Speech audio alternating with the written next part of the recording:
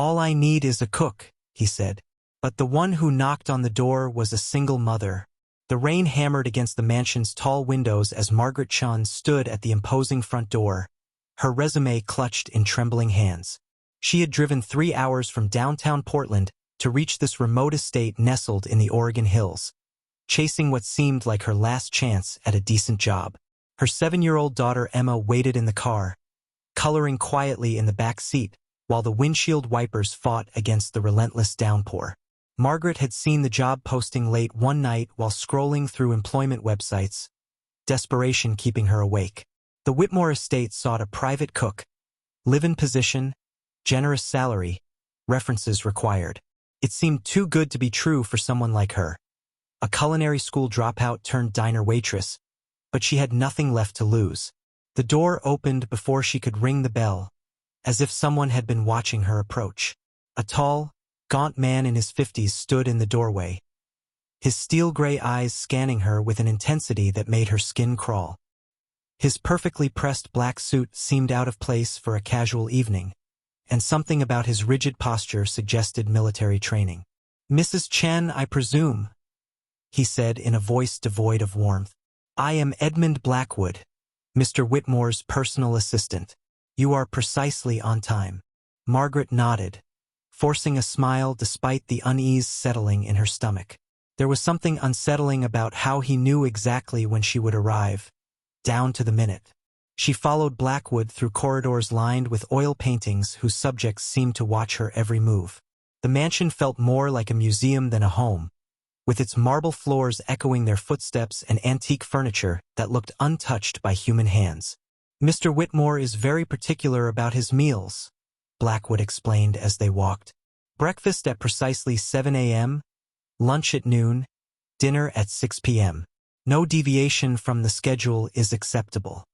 He has specific dietary requirements that must be followed to the letter." Margaret found it odd that she hadn't met the actual employer yet, only the stern assistant who spoke about his boss with an almost reverent fear. The kitchen, when they finally reached it, took her breath away. It was a chef's dream, equipped with professional-grade appliances, marble countertops, and enough space to cater a small wedding. Copper pots hung from wrought iron racks, and the pantry was stocked with ingredients she had only read about in expensive cookbooks. "This is where you will spend most of your time," Blackwood said, his hands clasped behind his back. "Your quarters are upstairs, third door on the left. Your daughter will have the room adjacent to yours." Margaret's heart skipped a beat. She hadn't mentioned Emma in her application, only noting that she was a single parent seeking live-in work. "How did you know about my daughter?" she asked, trying to keep her voice steady. Blackwood's expression didn't change. "Mr. Whitmore is thorough in his background checks. Emma, age 7, attends Lincoln Elementary in Portland. No father listed on the birth certificate. You've been behind on rent for 3 months and your electricity was shut off last week." The casual recitation of her personal failures made Margaret's cheeks burn with shame, but also sparked a flicker of anger. Who had given this man the right to dig so deeply into her private life? "Your first meal preparation will be tomorrow morning," Blackwood continued, ignoring her discomfort. "Mr. Whitmore takes his coffee black, 2 eggs over easy, wheat toast lightly buttered. Nothing more, nothing less. He is not fond of conversation during meals, so you will leave the food at his study door and knock 3 times. Do not enter unless specifically invited." Margaret wanted to ask why such strange protocols were necessary, but something in Blackwood's demeanor warned her against questioning the arrangements. She needed this job too desperately to risk losing it over curiosity. That first night, as she tucked Emma into the ornate bedroom that would be her new home, Margaret tried to shake the feeling that they were being watched. The walls were lined with old photographs of the Whitmore family spanning several generations, their eyes seeming to follow her movements around the room. Emma, exhausted from the long day and overwhelmed by the grandeur of their new surroundings, fell asleep quickly. Margaret, however, lay awake listening to the house settle around them. Old houses made noises, she told herself, but these sounds seemed almost purposeful, like footsteps in the hallway or doors closing softly in distant rooms. The morning routine went exactly as Blackwood had described. Margaret prepared the simple breakfast and carried it to the study on a silver tray. She knocked 3 times on the heavy wooden door and waited, but no voice invited her in.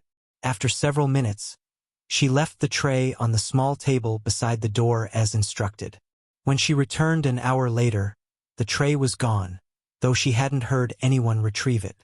The pattern continued for 3 days. She cooked, she delivered, she never saw her employer. Emma seemed happy enough, exploring the vast gardens and playing in rooms filled with toys that appeared to have been purchased specifically for her arrival. On the 4th morning, Margaret decided to break protocol. She had been hired as a cook, not a ghost, and she deserved to meet the man paying her salary. When she knocked on the study door with his breakfast tray, she waited only a moment before turning the handle and stepping inside. The room was empty, not just unoccupied, but completely empty. No furniture, no books, no sign that anyone had ever used the space. Dust motes danced in the morning sunlight streaming through tall windows, and her footsteps echoed in the hollow chamber. The only thing in the room was another silver tray, identical to the one she carried, sitting alone in the center of the hardwood floor. Margaret's hands shook as she backed out of the room, her mind racing to make sense of what she had discovered. If Mr. Whitmore wasn't in his study, where was he? And who had been eating the meals she prepared? She decided to test a theory, preparing lunch as usual but adding a distinctive garnish that would be impossible to miss. When she returned later, the tray was gone, but this time she was ready. She had positioned herself at the end of the hallway, hidden behind a corner where she could observe the study door without being seen. At exactly 12:15 p.m., a figure emerged from the shadows at the far end of the corridor. It wasn't Blackwood, and it certainly wasn't the elderly Mr. Whitmore she had imagined. Instead, a young woman in a white dress moved silently toward the study, her bare feet making no sound on the marble floor. Margaret's blood ran cold as she recognized the woman from one of the old photographs on Emma's bedroom wall. It was impossible. The photograph was dated 1943, making the woman nearly 90 years old if she were still alive. Yet the figure moving through the hallway appeared to be no more than 25. Margaret pressed herself further into the shadows as the woman approached the study door. She moved with an otherworldly grace, as if floating rather than walking. When she reached the door, she simply walked through it, passing through the solid wood like it was made of mist. Margaret bit her knuckle to keep from crying out, her rational mind struggling to process what she had witnessed. There had to be a logical explanation. Hidden passages, trick doors, some elaborate hoax designed to frighten new employees. But deep in her heart, she knew she had just seen something that defied all explanation. That evening, as she prepared dinner with trembling hands, Margaret tried to convince herself that stress and exhaustion were making her imagine things. The isolation of the mansion, the strange employment situation, the financial pressure she had been under for months. All of it could be affecting her perception of reality. But when Emma came running into the kitchen, her face bright with excitement, Margaret's carefully constructed rational explanations crumbled. "Mommy, I made a new friend," Emma announced. "She lives in the walls and knows all the best hiding places. She told me stories about the old days when lots of people lived here." Margaret knelt down to her daughter's level, fighting to keep her voice calm. "What does your friend look like, sweetheart?" Emma's description matched exactly what Margaret had seen in the hallway. A young woman in a white dress with long dark hair and kind eyes. She said her name is Victoria and she's been waiting a long time for children to play with again. She misses her own family. Margaret's throat constricted. Victoria Whitmore had been the name on the photograph, along with the dates 1918 to 1943. According to the family history she had glimpsed in old albums scattered throughout the mansion, Victoria had died tragically young, along with her infant son, in a fire that had consumed the original east wing of the house. As the weeks passed, Margaret found herself caught between two worlds. During the day, she maintained the routine Blackwood had established, cooking meals for an employer she never saw and caring for Emma in their luxurious prison. But at night, when the house came alive with unexplained sounds and moving shadows, She knew they were sharing their home with presences from the past. Emma seemed completely unafraid, often chatting animatedly with invisible companions and playing elaborate games that required no toys or playmates that Margaret could see. The child had never been happier, but Margaret's unease grew stronger with each passing day. The truth began to unravel the night Margaret discovered Blackwood in the kitchen at 3 a.m. She had come downstairs for a glass of water, unable to sleep after hearing what sounded like children laughing in the walls. She found him standing perfectly still at the center of the kitchen, staring at nothing with his hands clasped behind his back. When she called his name, he didn't respond. When she touched his shoulder, he was cold as marble. It was then she noticed he cast no reflection in the polished surface of the refrigerator door. Edmund Blackwood, the man who had hired her, interviewed her, and set the rules for her employment, was no more alive than the woman in white she had seen walking through doors. The next morning, Margaret confronted the truth she had been avoiding. She wasn't working for a living employer at all. The Whitmore family had died decades ago, but somehow their need for normalcy, for the routines of life, had persisted beyond death. They had drawn her here not just as an employee, but as a living presence to anchor them to the world they refused to leave. The job posting, the background check, even the generous salary being deposited into her bank account, all of it was being orchestrated by forces she couldn't begin to understand. But the most chilling revelation came when she found the room she had been forbidden to enter. Behind a locked door on the mansion's second floor, Margaret discovered a nursery frozen in time. Antique toys lay scattered across hand-woven rugs, and a beautiful wooden crib sat beneath windows draped in faded yellow curtains. On the walls hung photographs of Victoria Whitmore holding a baby boy, both of them radiant with joy. This was where Victoria's son had died in the fire, and where his mother had perished trying to save him. The room was a shrine to loss, maintained in perfect condition by grief that transcended death itself. As Margaret stood in that tragic nursery, she finally understood why she had been brought to this place. Emma, with her bright laughter and fearless spirit, had given Victoria something she had been searching for across 8 decades. A child to nurture and protect. The ghost wasn't trying to harm them. She was trying to heal herself through them. But Margaret also realized the danger in staying. The longer they remained, the more the boundaries between the living and the dead would blur. She had seen it already in Emma, who spoke more often to invisible friends than to her own mother, and who had begun to prefer the darkness of night to the brightness of day. The decision to leave wasn't easy. For the first time in years, Margaret and Emma had security, luxury, and what passed for happiness. The mysterious salary would continue to be deposited as long as they stayed, solving all their financial problems. Emma loved her ghostly companions, and they clearly adored her in return. But Margaret knew that staying meant condemning her daughter to a half-life between worlds, never fully belonging to either the realm of the living or the dead. Love, even supernatural love, could become a prison if it demanded too high a price. The night before their planned departure, Victoria appeared to Margaret for the first and only time. The young woman materialized in the kitchen where Margaret sat packing their few belongings, her ethereal beauty unmarred by the decades since her death.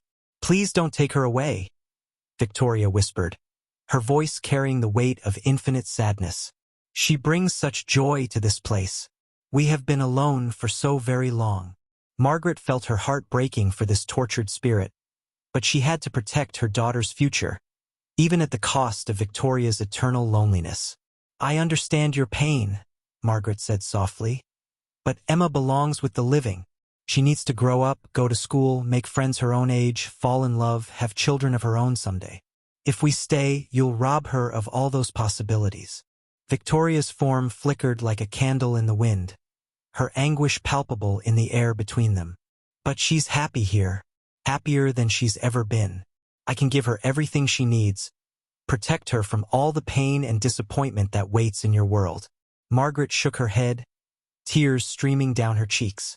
The ghost was offering a kind of immortal childhood, frozen in perfection but devoid of growth or change.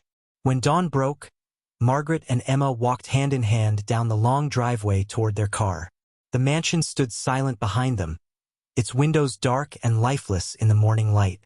Emma kept turning back, waving at figures only she could see, calling out promises to return someday.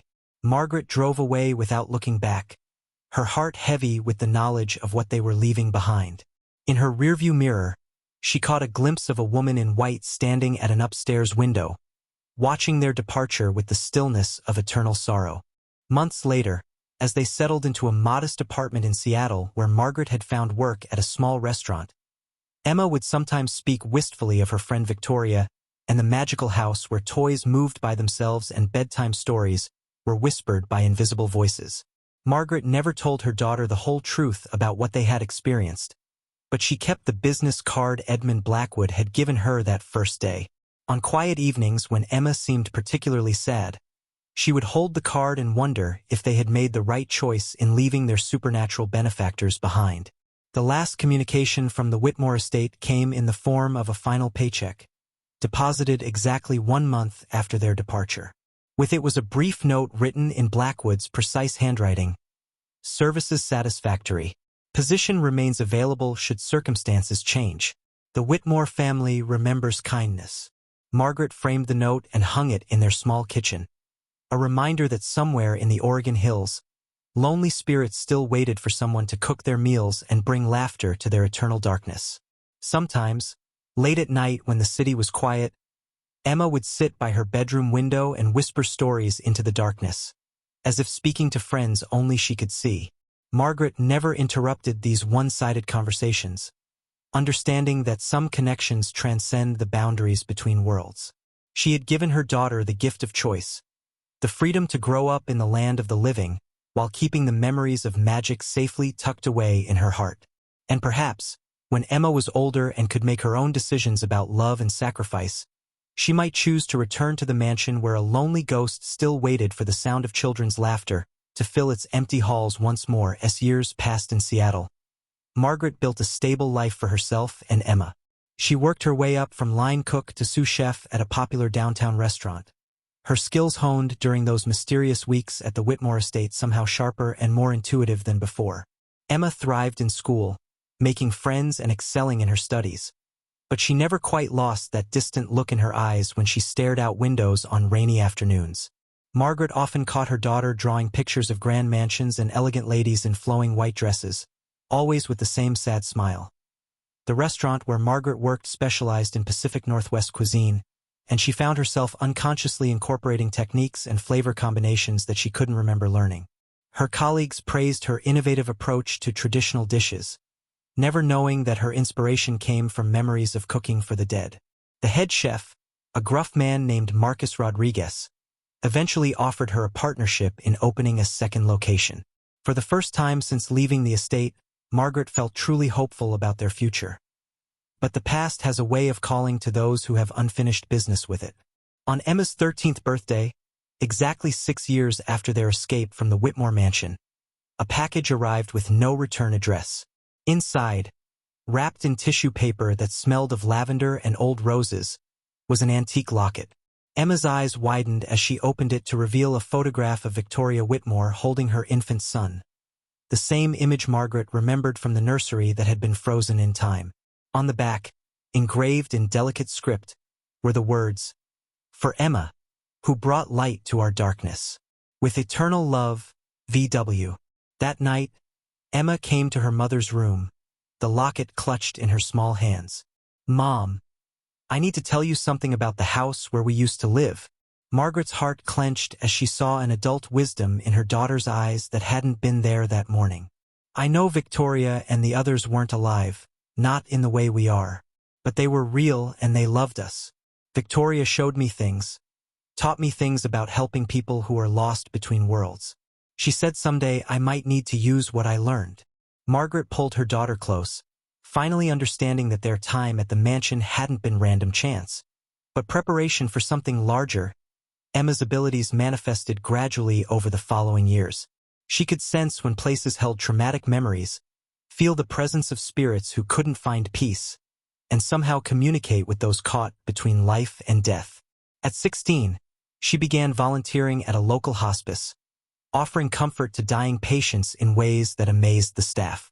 She had a gift for helping people let go of their earthly attachments, guiding them toward whatever waited beyond. Margaret watched her daughter's calling unfold with a mixture of pride and trepidation, knowing that Emma was becoming something more than human, something touched by the supernatural world they had briefly inhabited. The call came on a foggy October evening when Emma was 18 and preparing for college. It was Blackwood's voice on the other end of the line, unchanged after all these years. "Mrs. Chun, I hope this message finds you well. The Whitmore family requests your presence for a matter of utmost importance. A situation has arisen that requires Emma's unique abilities. Victoria is fading. Without living energy to anchor her, she grows weaker each day. We fear she will soon pass beyond even our ability to maintain her presence here. She has one final request before she surrenders to whatever comes next." Margaret found herself back on that winding road through the Oregon hills, Emma beside her now nearly as tall as she was. Both of them changed by the intervening years. The mansion looked exactly the same, as if time had no meaning within its walls. Blackwood met them at the door, his appearance unchanged but somehow less solid than before, as if he too was beginning to fade from existence. He led them through familiar corridors to Victoria's room, where they found her lying in an ornate bed, her ethereal form barely visible in the afternoon light filtering through heavy curtains. Victoria smiled when she saw Emma, her ghostly face lighting up with joy and sorrow intermingled. "You've grown so beautiful, dear one. You carry yourself like a young woman who knows her purpose in the world." Her voice was barely a whisper, the effort of maintaining her presence clearly draining her remaining strength. "I called you back because I need your help to do something I should have done decades ago. I need to find my son and cross over with him to wherever we belong. But I've been trapped here so long by my own grief that I've forgotten how to let go." Emma took the ghost's translucent hand in hers, her living warmth causing Victoria's form to solidify slightly. "Tell me about him, about the love you shared. Help me understand what's keeping you both bound to this place." Victoria's eyes filled with tears that looked like droplets of starlight as she spoke of her baby boy, of the fire that had taken their lives, of the guilt and regret that had chained her to the mansion for 80 years. She had blamed herself for not saving him, for not being a good enough mother, for failing in the most fundamental way a parent could fail. "But you didn't fail," Emma said gently. "You died trying to save him. You gave your life for his, even though it wasn't enough to save either of you. That's the greatest love a mother can show." As Emma spoke, a child's laughter echoed through the room, and the ghostly figure of a toddler appeared at the foot of the bed. Victoria gasped and reached out toward him, her form becoming more solid as love overwhelmed her fear. The little boy ran to his mother, and as they embraced, both figures began to glow with a warm, golden light. Margaret watched through tears as Victoria turned to Emma one last time. "Thank you for giving me the strength to remember who I was before the tragedy defined me. I was a mother who loved her child completely. That love doesn't end with death, but it also doesn't require clinging to this world." The light around Victoria and her son grew brighter, and other figures began to appear throughout the room, members of the Whitmore family, who had been waiting for Victoria to release her hold on the mansion so they could all move forward together. As the spirits prepared to depart for whatever realm awaited them, Victoria pressed something into Emma's hand. A small key made of light that felt warm and substantial despite its otherworldly origin. "This will help you open doors between worlds when others need your guidance. Use it wisely, and remember that love is meant to free us, not imprison us." With those words, Victoria and all the Whitmore spirits faded away, leaving behind only the echo of peaceful sighs and the scent of roses in spring. The mansion began to change immediately. Dust covers appeared on furniture, paint faded on the walls, and the oppressive weight of supernatural presence lifted like morning mist. Margaret and Emma walked through the empty rooms one last time, saying goodbye to a place that had shaped both their destinies. Blackwood appeared as they reached the front door, his form now completely transparent. "My watch is ended," he said with something that might have been relief. "Thank you both for helping them find peace." Then he too faded away, leaving them alone in a house that was finally, truly empty. As they drove away from the Whitmore estate for the second and final time, Emma turned to her mother with a smile that held both maturity and hope. I understand now why we had to leave when I was little, and why we had to come back when I was ready. Some gifts can only be used when we're strong enough to handle the responsibility that comes with them. Margaret nodded, knowing that her daughter had found her calling as a guide for lost souls, a bridge between the world of the living and the realm beyond death. Emma went on to study psychology and theology in college, but her real education had taken place in the corridors of a haunted mansion where love and loss danced together in eternal waltz. She became a grief counselor who specialized in helping families say goodbye to dying loved ones, her unique abilities allowing her to offer comfort that transcended the normal boundaries of human experience. Margaret continued her successful restaurant career, but now she cooked with the knowledge that food could nourish not just bodies but souls, bringing people together across the vast loneliness of human existence. Years later, when Emma had children of her own, she would tell them stories of the beautiful ghost lady who taught her that love never truly dies, but sometimes needs help finding its way home. And on quiet evenings when the veil between worlds grew thin, Emma would hold the key of light Victoria had given her and whisper prayers for all the lost spirits still searching for peace, knowing that she would always be ready to help them find their way to whatever waited beyond the shadows of their earthly pain. The Whitmore mansion still stands in the Oregon Hills, but now it's just an old house with broken windows and ivy-covered walls. Local real estate agents occasionally show it to potential buyers, but somehow no one ever seems quite right for such a grand old place. Perhaps it's waiting for the right family to come along, one that needs its shelter and can appreciate the love that once filled its rooms. Or perhaps some places are meant to rest empty, their purpose fulfilled, their stories complete, standing as silent monuments to the truth that even in death, love finds a way to heal the wounds that divide us from one another and from the peace we all ultimately seek.